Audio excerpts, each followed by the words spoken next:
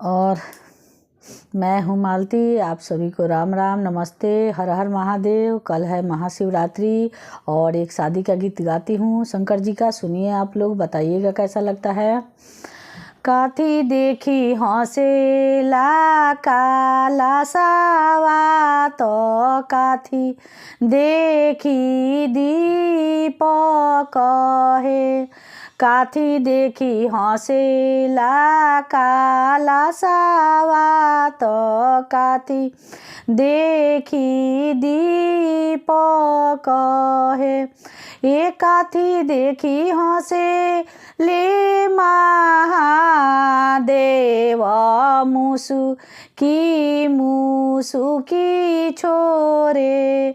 ये काथी देखी हंसे ले महादेव, मुसुकी छोरे। हरिश देखी हंसेला काला सावा, देखी दीपक है। हरिश देखी हंसेला काला सावा,